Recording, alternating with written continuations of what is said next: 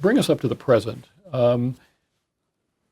25 years ago, this was an issue in Europe, and it's waxed and waned, the issue of anti-Semitism, physical attacks, verbal attacks, discrimination of various kinds, attacks on Jewish institutions. Today, we're seeing a spike in anti-Semitism, also in our own country.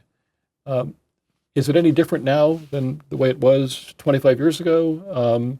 Are countries taking this more seriously? Are there new mechanisms that are being put in place? Are the demands on your role even greater now than they were at that time? How are you dealing with this surge, obviously, of physical and verbal attacks? There's an irony, it may even appear as a kind of contradiction. Again, as I was saying, 25 years ago or 20 years ago, few governments understood, recognized, or were doing anything about the problem. So much in that sense has changed. I mean, more and more governments have developed national strategies. They've appointed national coordinators. They've stepped up to address security needs facing Jewish communities, often now in ways that I think here in America we're trying to play catch up. So if all you were measuring, what are governments saying, what are they doing, you come out with this very positive picture. But as you say, I mean, the numbers of incidents, the seriousness of those incidents is not decreasing. Yeah. I was in Paris in June in my OSCE role.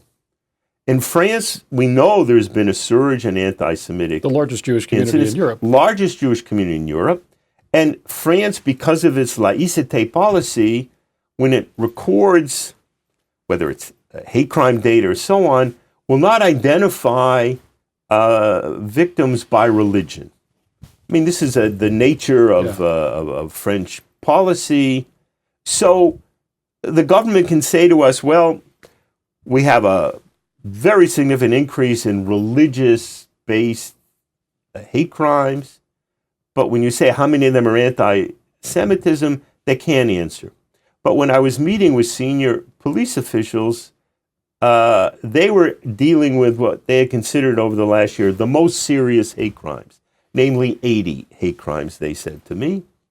And one of the officers said, I know all of them, so I can answer this question.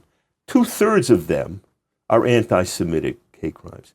This is 2/3 of the most serious hate crimes in a country where the Jewish population is less than 1%. Yeah. So we know the challenge.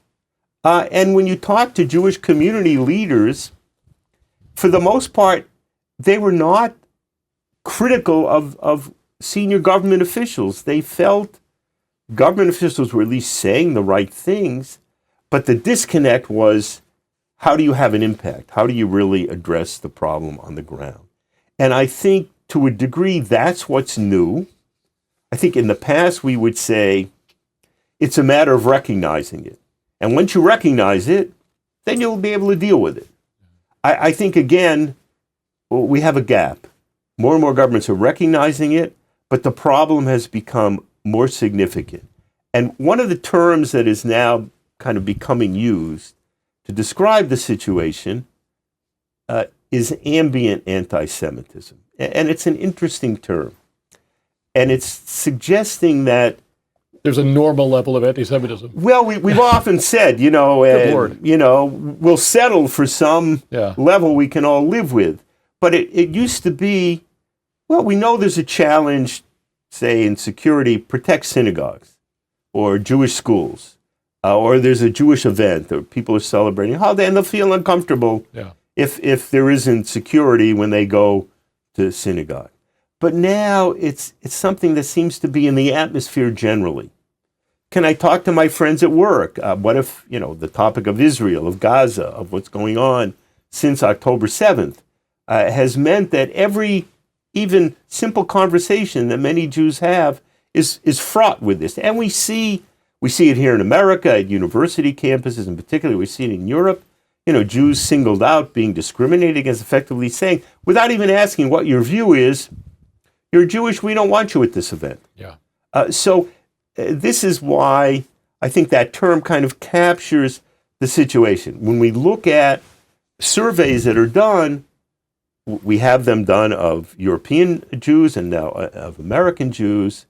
One of the one of the interesting questions has been, do you avoid doing something to identify yourself in public as a Jew, like wearing a kippah or a necklace with a Star of David? Yeah.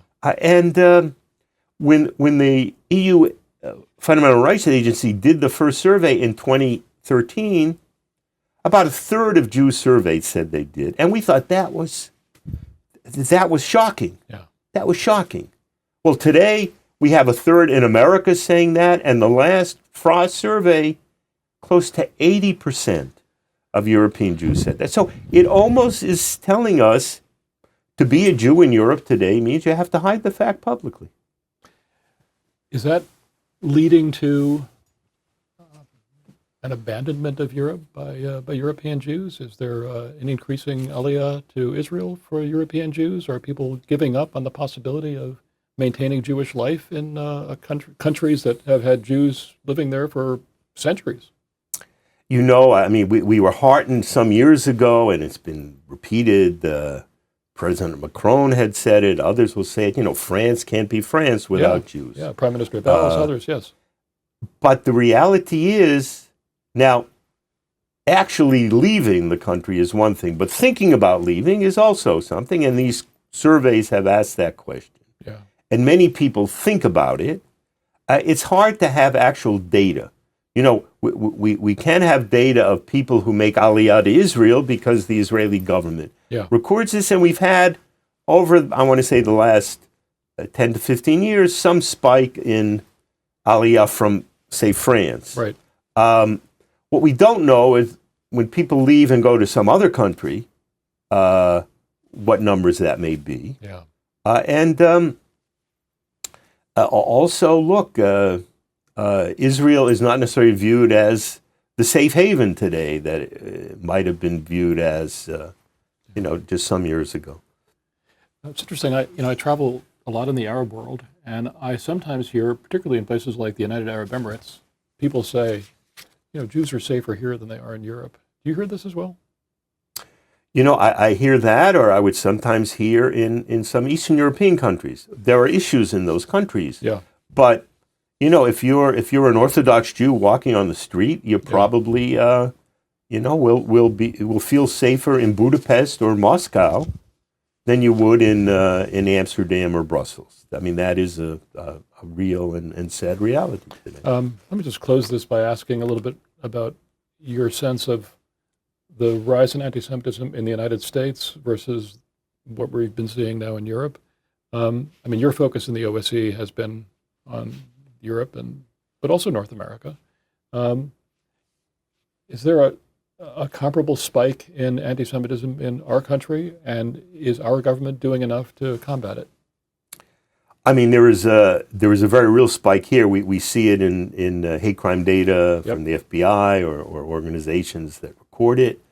We see it in some of the AJC surveys that we've done of American Jews in terms of their experience and perception. I mean, again, there are questions that we might 10 years ago not even think to ask in America. So the problem is clearly increased significantly, and the conflict in Gaza, poses all sorts of tensions. By the way, tensions within the Jewish community, as we know well. But overall, and blaming Jews for the actions of a foreign country.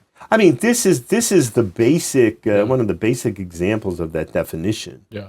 And to see anti-Semitism, as we said then, related to Israel, Jews are targets. Yeah. As more than a few people point out to me, people would really.